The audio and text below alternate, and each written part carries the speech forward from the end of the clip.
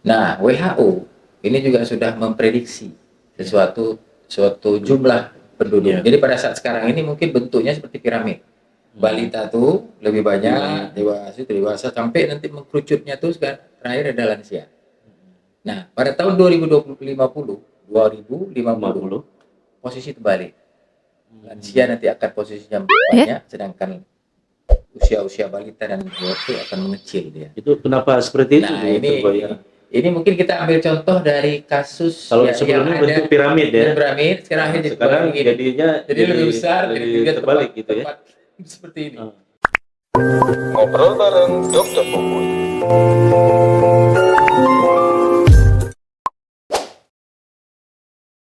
Assalamualaikum warahmatullahi wabarakatuh. Bertemu kembali bersama saya Dr. Popon dalam podcast Alternatif.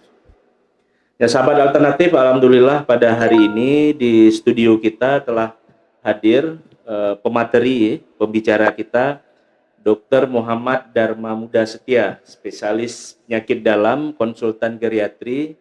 Beliau akrab kita panggil Dr. Boy. Assalamualaikum, apa kabar Dr. Boy? Waalaikumsalam warahmatullahi.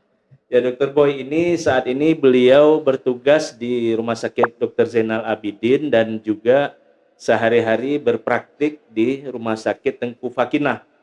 Dan saat ini juga Bang Boy sebagai Ketua Komite Medik ya di Rumah Sakit Fakinah. Nah ini sahabat Alternatif, pada hari ini kita akan sedikit berdiskusi ya dengan Dr. Boy. Beliau akan mengangkat tema tentang bagaimana layanan geriatri atau layanan pada pasien-pasien yang lansia. Nah ini menarik sekali sahabat Alternatif karena memang selama ini ternyata layanan Dr. Boy ini multidimensi ya. Jadi beliau bisa merawat pasien bedah, bisa pasien yang berkeluhan dengan stroke atau neurologi dan lain sebagainya.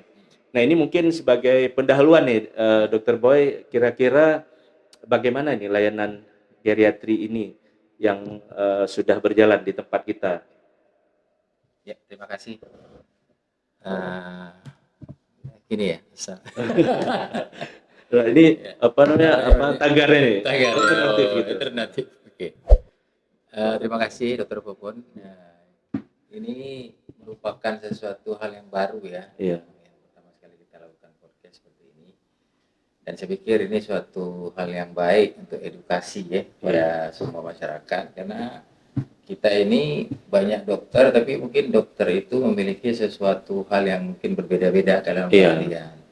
Jadi sehingga mereka itu juga mungkin masyarakat kita yang ada di sana bisa paham dan mengerti keahlian dan spesialisasi dari pasien dokter itu apa gitu. Iya. Sehingga kita bisa memberikan sesuatu pengobatan dan tata laksana yang baik tentunya kepada semua pasien-pasien kita. Geriatri ini sebenarnya sudah lama ya, tapi sampai saat ini memang kita ini kalau kita hitung jumlah seluruh Indonesia itu mungkin masih sekitar 50-an orang yang tersebar. Se-Indonesia hanya 50-an orang. 50-an orang. Jadi kalau misalnya kita kerucutkan lagi di Pulau Sumatera, itu kurang lebih cuma ada 10 orang. 10 orang. Nah, di Sumatera. Di Sumatera nih, seluruh Sumatera. Sedangkan di Aceh kita sendiri cuma hanya 2. Ya, berarti Dr. Boy saya dan kawan saya Dr. Caca. Jadi kebetulan kami dua-dua ini ditempatkan di Rumah Sakit Zainal Abidin. Jadi memang tugas kami termasuk tugas yang berat ya untuk melakukan sesuatu. Luar biasa sahabat Alternatif. Jadi berdua konsultan geriatri, beliau melayani seluruh masyarakat Aceh yang jumlahnya 5 jutaan ya, terutama yang segmen lansia. Dan hari-hari memang Dr. Boy selain di Zainal Abidin aktif nih melayani pasien-pasien di Rumah Sakit Fakinah. Ini mungkin bagaimana Dr. Boy, pasien yang seperti apa yang dia katakan itu sebagai pasien geriatri? Ini saya pikir sangat menarik ya, karena selama ini selalu menganggap pasien-pasien yang kalau sudah tua itu pasien geriatri, ternyata enggak. Jadi sampai saat ini kriteria secara umur ya, ini masih kita menganut dari Permenkes tahun 1994. Lama sekali ya, 94. Sudah sangat-sangat lama. Dan ini pembatasan umurnya adalah pada usia lebih dari sama dengan 60 tahun. Tapi kalau kita lihat tahun ini, tahun 2024 yang sudah dibuatkan dari Susenas ya, Susenas Iya. Kependudukan itu, Iya. angka harapan hidup pasien lansia ini udah capaiannya udah lebih di atas itu. Tetapi nggak tahu nih kenapa dari Kementerian Kesehatan masih juga memakai patokannya tuh batasan usia 60 tahun. 60 tahun. Sedangkan di negara-negara lain itu batasan yang terendah itu sudah mengambil usia 60 tahun. Tapi kalau udah negara-negara maju seperti Jepang, mungkin Amerika segala macam yang memang sudah negara maju, itu batasannya udah lebih ketat lagi. Mereka sudah mengambil usia batasan lansia itu usianya 70 tahun ke atas. 70 tahun ke atas. Nah, jadi sesuai dengan kondisi yang mereka dapatkan dari data-data kependudukan mereka ya, jumlah lansia itu semakin hari semakin meningkat. Nah, WHO ini juga sudah memprediksi suatu jumlah penduduk. Yeah. Jadi pada saat sekarang ini mungkin bentuknya seperti piramid. Balita tuh lebih banyak, dewasa sampai nanti mengkerucutnya tuh sekarang terakhir ada lansia. Nah, pada tahun 2050 posisi terbalik. Lansia nanti akan posisinya banyak, sedangkan usia balita dan dewasa itu akan mengecil dia. Itu kenapa seperti itu? Nah, ini mungkin kita ambil contoh dari kasus kalau yang sebelumnya ada bentuk piramid ya. Piramid, sekarang jadinya jadi lebih besar, jadi terbalik gitu ya. Seperti ini. Jadi kalau kita ambil contoh di negara Jepang. Iya. Jadi kan sekarang kan angka pertumbuhan penduduknya ini agak sedikit lebih lambat dibandingkan dengan masa-masa dulu ya 50 tahun atau 10 tahun yang lalu. Yang dikarenakan dari beberapa yang pernah saya baca, mereka ini memang kalau memang sudah berkeluarga nggak perlu lagi untuk memiliki anak. Nah, jadi ada program kabin nah ini apakah memang tapi dari negara Jepang sendiri sudah menjelaskan bahwasanya tidak ada program itu. Iya. Tapi mungkin karena kondisi secara sosial ataupun kita seperti apa sih juga ngerti, sehingga itu berdampak dari kondisi-kondisi yang terkait dengan penurunan angka kelahirannya di Jepang sana. Berarti karena dihambat kelahiran, jumlah penduduk mereka di dunia ini jauh lebih besar, sehingga di 2050 diprediksi akan terbalik bentuk piramid tadi ya. Jadi Jepang itu termasuk salah satu yang sangat berhasil dalam memanajemen atau menata laksana kasus-kasus lansia. Jadi lansia ini ada sesuatu rumah sakit khusus yang sudah diciptakan dengan mereka, dan mereka itu pun setelah nanti masa-masa pra pensiun atau udah nggak kerja lagi, itu memang udah ada tempat sendiri untuk mereka itu bernaung gitu. Jadi memang betul-betul dibuatkan seperti itu oleh negaranya. Jadi sehingga angka harapan hidup pasien-pasien di Jepang ini sangat luar biasa banyaknya, dan kondisinya itu pun rata-rata semuanya banyak yang mandiri dibandingkan yang tidak mandiri. Nah, jadi maksudnya masih produktif lah untuk bisa bekerja ataupun melakukan segala. Di umur 60, 65 masih produktif ya. Ini kan jauh berbeda dengan kalau kita usia 58 udah pensiun. Itu kadang-kadang 50 pun udah mulai kena sakit ini, sakit itu, aktivitas kerja sudah mulai berkurang, ada problem yang terkait dengan hal-hal yang lain, jadi sehingga banyak dampaknya. Jadi kita kembali lagi ke tadi, kalau misalnya kita mengambil suatu istilah geriatri, tentu ada sesuatu hal yang menjadi patokan untuk kita mengambil itu. Jadi semuanya itu diambil dari peraturan Menteri Kesehatan juga, tapi ini pada tahun 2014. Jadi seorang lansia yang memiliki beberapa penyakit yang lebih daripada 2 macam lebih penyakit, atau ada problem yang terkait dengan psikis.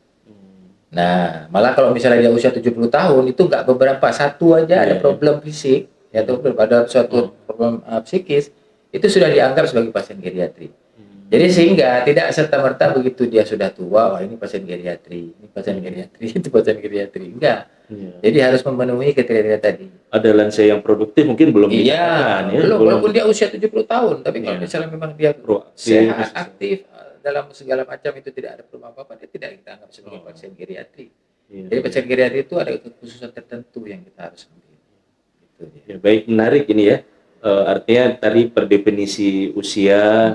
Kemudian ini dari praktik sehari-hari nih kan, Dr. Muhammad Dharma Setia atau Dr. Boy selesai pendidikan penyakit dalam kan, menangani seluruhnya nih dari yang remaja, dewasa, kemudian mengambil konsultan khusus mempelajari tentang tata laksana pasien-pasien yang sudah lansia dengan komplikasi dan lain sebagainya.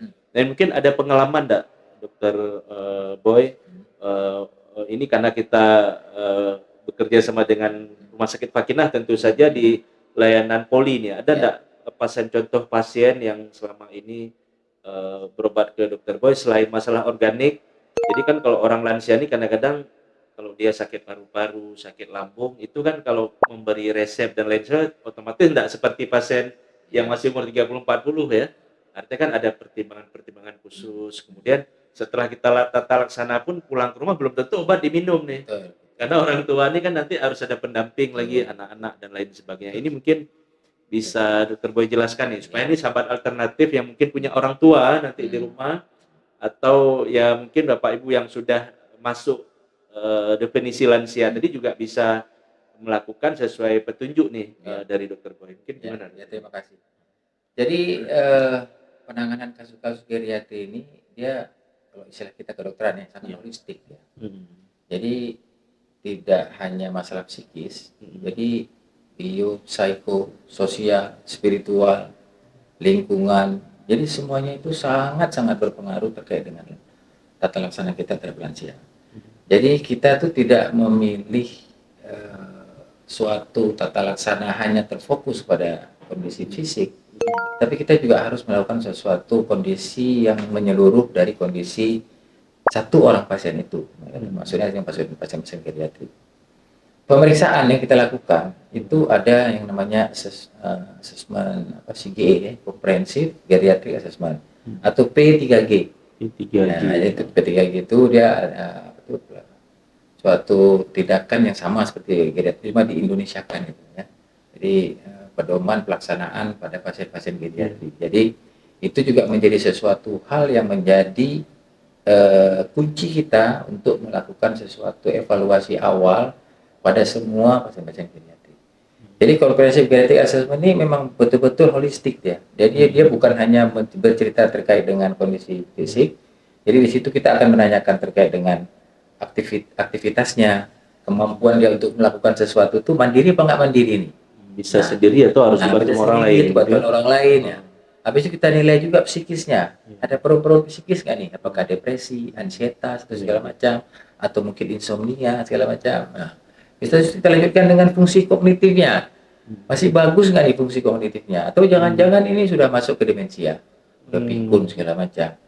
Nah, belum lagi nutrisinya juga perlu kita nilai juga. Apakah menjatuh ke malnutrisi? Ada problem apa di nutrisinya?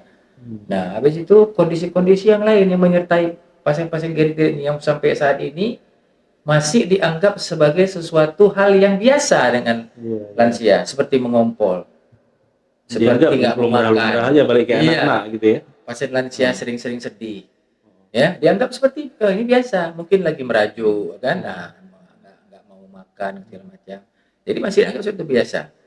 Begitu juga dengan pikun. Sampai saat ini itu pikun juga masih dianggap sebagai sesuatu biasa. Orang tua. Nanti baru muncul ini problem bila sana kondisi demensia itu sudah besar, sudah berat. Pikun yang sudah berat itu sudah dapat mengancam jiwa, mengancam orang lain. Pada saat orang tidur dia bangun, dia bongkar-bongkar semua. Yang paling kita takutkan lagi kalau dia sudah melakukan sesuatu dengan benda-benda yang berbahaya gitu ya.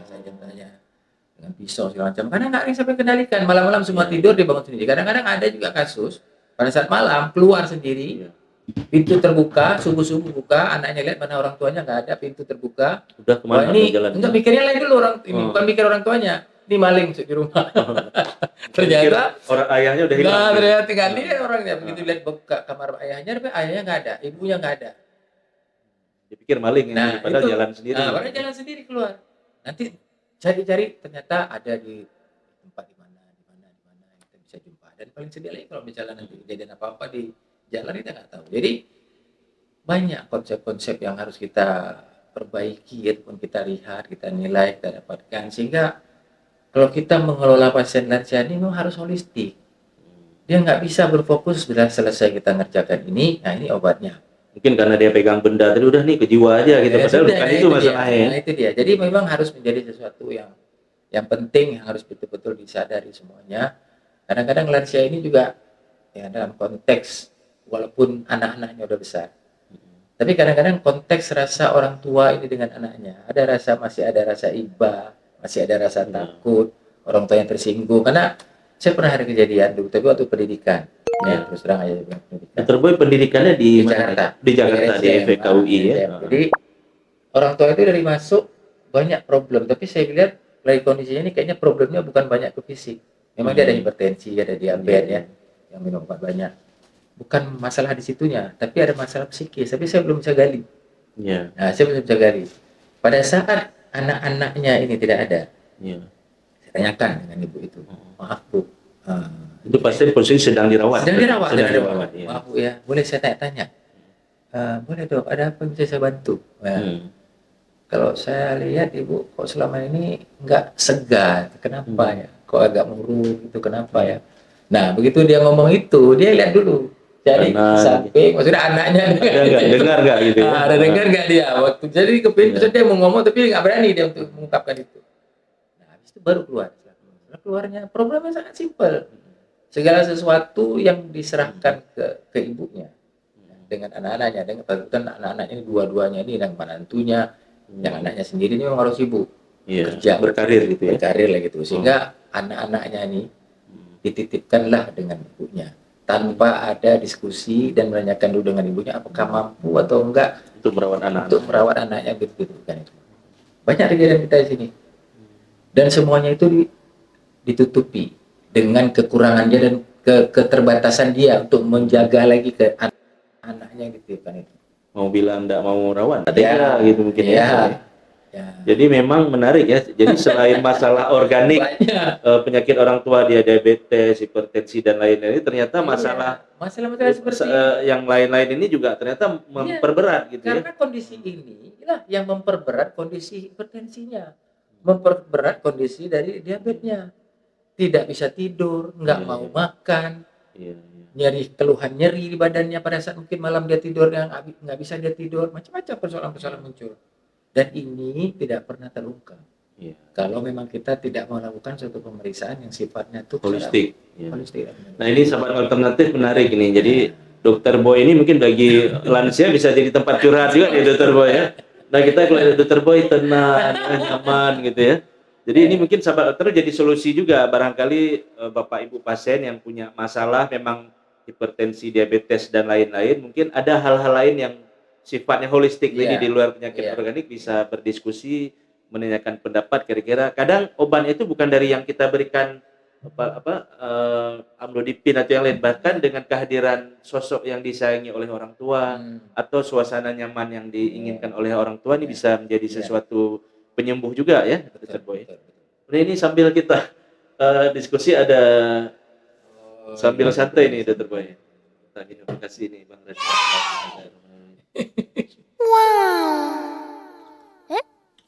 Nah ini kalau di Rumah Sakit Fakina Dr. Boy udah berapa lama berarti ini bertugas? Saya kalau yang mau runutan di Fakina mungkin udah lebih 10 tahun. Lebih 10 tahun ya. Ini kan saya pendidikan dulu kan 4 tahun saya kosong, tapi walaupun ini masih ada lah sekali-sekali yang tapi kan memang udah nggak total, udah nggak ini memang pada saat sekolah pendidikan.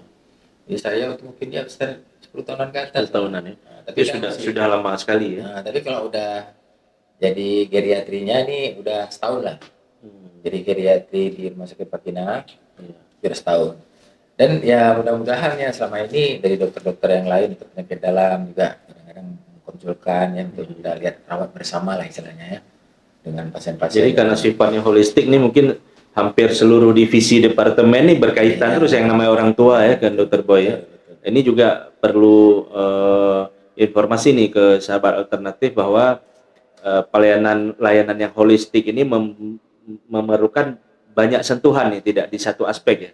Bahkan mungkin kalau saya lihat jamaah haji kita tuh yang berangkat setiap tahun yang sudah lansia ini mungkin di Kementerian Agama saya rasa perlu nih ngundang Dokter Boy untuk memberikan edukasi tema kesehatan kepada jamaah apa yang memang dibutuhkan ya. Kadang-kadang saya lihat ya masalah sepele ya. Anak yang enggak ngantar atau enggak ditelepon-telepon dan lain sebagainya. Nah, ini Dokter Boy selama setelah selesai pendidikan geriatri nih kembali ke Aceh, kemudian bertugas di Zainal Abidin, mungkin banyak nih kasus Ya. di konsul antar departemen. Nah, kalau di Fakinah sendiri bagaimana, Dokter? Apakah memang ada poli tersendiri, maksudnya pelayanan geriatri atau bareng dengan yang lain, atau memang selama ini kita juga merawat pasien-pasien geriatri ini lintas bidang? Mungkin ada pengalaman ini bagaimana, Dokter? Ya. Saya pikir yang tadi saya sampaikan ya, kasus-kasus geriatri memang saya juga di rumah sakit Fakinah melayani ya. Iya. Tapi pelayanan yang saya berikan ini karena kita mungkin rumah sakit kita perlu sesuatu hal yang harus diperbaiki untuk melayani kasus geriatri ini kan perlu khusus ya. Iya. Perlu khususnya tuh kalau di rumah sakit lain itu kan ada tempat khusus, Iya. polinya khusus. Dia semua yang saya sampaikan ini ada di peraturan Kementerian Kesehatan. Jadi nggak bisa kita membuatkan sesuatu layanan geriatri, misalnya kayak Bisa poliklinik. dibuat lantai 2 Nggak misalnya. bisa. Nggak bisa. Orang mau naiknya susah. Dia poliklinik itu harus ada tertentu, ukurannya berapa. Dia harus dekat dengan laboratorium, dekat dengan rehab medik, dan segala macam. Jadi semuanya itu menjadi sesuatu hal yang memang sudah ada aturannya. Jadi nggak bisa kita membuat tuh tidak mengikuti aturan karena nanti pada saat kita akreditasi, kalau itu tidak sesuai dengan konteks yang sudah ada dari Permenkes 2014 tadi, itu nggak dianggap sebagai poliklinik kita. Karena tidak sesuai dengan peruntukan yang sudah ditetapkan oleh peraturan Menteri Kesehatan. Jadi inilah mungkin kita ya pelan-pelan lah. Saya juga di sini baru setahun, ya kan. Nanti mungkin kita bisa berbenah, bisa membuatkan betul-betul. Ini jadi layanan unggulan juga untuk orang-orang tua yang punya masalah ya, mungkin bisa. Ya saya pikir nanti lebih ke curhat tadi ya, lihat kanan, lihat kiri, lihat anaknya, atau anak disuruh tunggu di luar itu yang menjadi solusi. Dan peran dokter ini luar biasa, dia akan menselaraskan mungkin kondisi nanti sahabat dokter nanti memanggil anak-anaknya bahwa ternyata sakit orang tua ini akan bisa kita obati apabila misalnya di treatment dengan selain obat-obatan juga dengan perilaku-perilaku yang lainnya. Ini juga menjadi sesuatu yang beliau katakan tadi holistik. Ya. Nah kemudian Dr. Boy ini terkait pemberian terapi obat-obatan itu kan di poli kita nih, mungkin di beberapa rumah sakit saya lihat orang tua tuh kadang-kadang kalau udah berobat kadang-kadang udah dibawa kertas ada 10, 7, 8 macam itu obat. Nah ini apakah memang harus seperti itu atau bagaimana nih konsep minum obat nih sama orang tua? Kalau yang muda-muda mungkin ginjal masih kuat, heparnya masih kuat, tapi orang tua kan kadang-kadang mohon maaf nih nyawa saya nih di kampung nih di Sidli. Kadang-kadang waktu saya pulang, cikala nenyo tanya wah obat sama plastik nggak dikasih obat kan?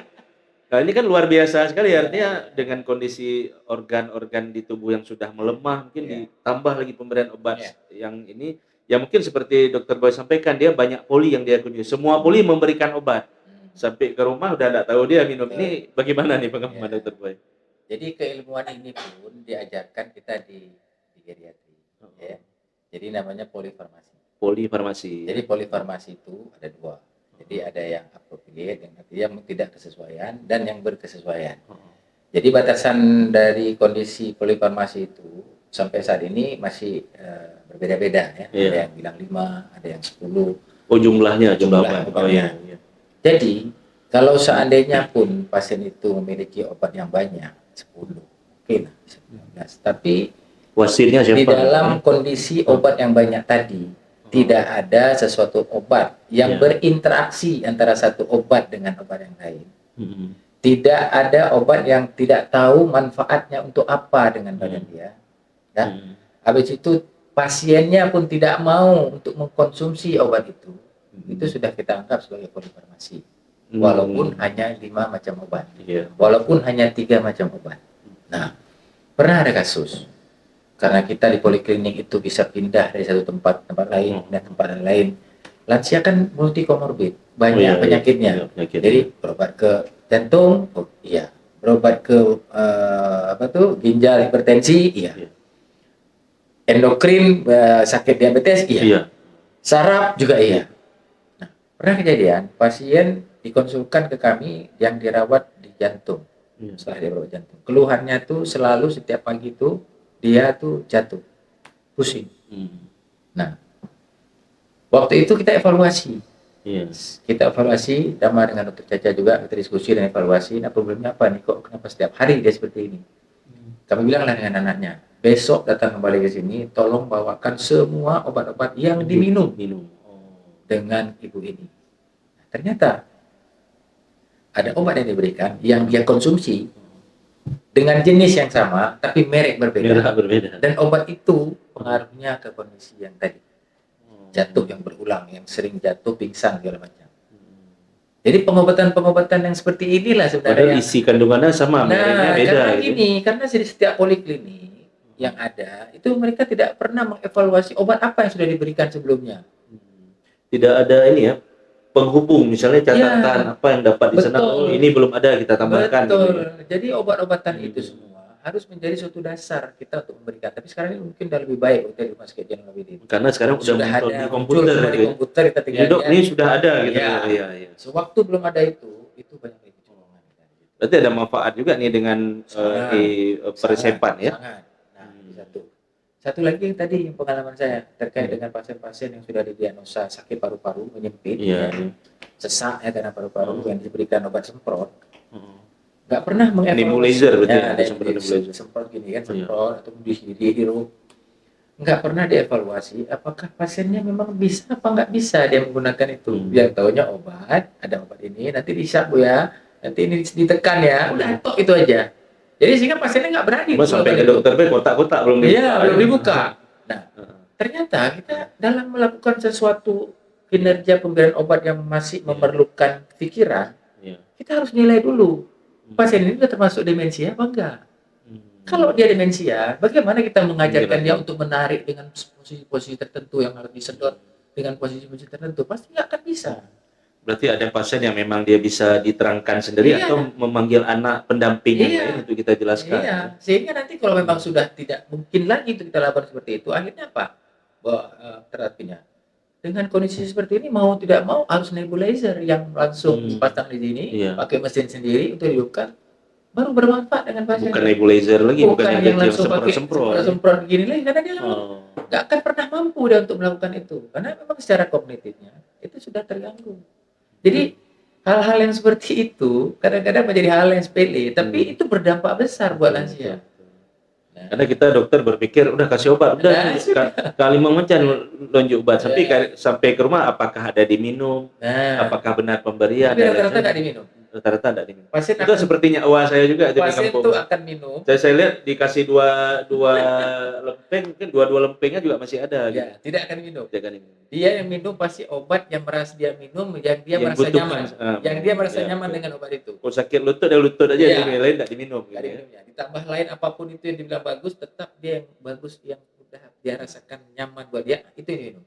Jadi satu kantong, dua kantong, rata-rata tuh seperti itu. Dan ini saya rasa hampir terjadi di seluruh tempat ini. Saya pikir iya. Di Aceh ya, di tempat-tempat lain juga demikian polifarmasi tadi ya. Iya. Dan ini juga menjadi bahan kajian nih sahabat alternatif yang mungkin bertugas di rumah sakit ya, dimanapun berada, ini menjadi kajian jangan sampai kita memberi racun nih malah Ya. ngasih yang obat-obat tidak Menambah perlu, suatu menambah problem baru untuk si orang tua. Itu dia. Udah dia masalah dengan organ-organ dia yang memang akibat faktor usia, ditambah masalah di rumah, nambah lagi nih Iya. obat-obat yang tidak perlu atau memang mubazir juga, Ya, udah betul. dikasih obat tidak diminum nanti ya. Iya. Ya, ini menarik sekali nih Dokter Boy pembahasan tentang geriatri, dan ini saya yakin masih sangat luas kalau mau kita Iya, gali ya. iya. Jadi berdasarkan beberapa kasus tadi kita coba simpulkan bahwa memang penanganan geriatri ini sangat holistik sekali ya. Terlibat banyak dimensi, selain si pasien sendiri juga mungkin ada faktor keluarga di situ. Kemudian memberi edukasi juga demikian, kadang-kadang ada yang bisa di depan keluarga, anak dan pendamping. Ada juga memang harus seperti yang tadi ya, curhat anaknya keluar dulu dia baru menyampaikan. Artinya setelah kita treat di terapi, kondisinya akan jauh berubah ya. Ini menarik sobat alternatif, tema ini yang mungkin akan dirasakan oleh banyak orang tua ya di Aceh terutama dan di seluruh Indonesia, dan mudah-mudahan kita berharap jumlah konsultan geriatri yang tadi masih 50 se-Indonesia ya, di Aceh yang hanya baru 2 sahabat alternatif itu bisa terus bertambah mungkin di kabupaten kota, dan ini juga memberi semangat baru kepada orang tua bahwa faktor usia itu bukan faktor menghambat untuk bisa produktif ya. Artinya banyak hal-hal yang bisa kita pecahkan baik secara medis maupun dari hal-hal sisi lainnya yang dianggap sebagai suatu pengobatan yang holistik. Nah, terima kasih nih Dr. Boy, alhamdulillah sudah membersamai kita. Insya Allah nih kita harapkan bersedia nih diundang kembali untuk pembahasan berikutnya. Ya, demikian sahabat alternatif. Insya Allah semoga bermanfaat. Assalamualaikum warahmatullahi wabarakatuh.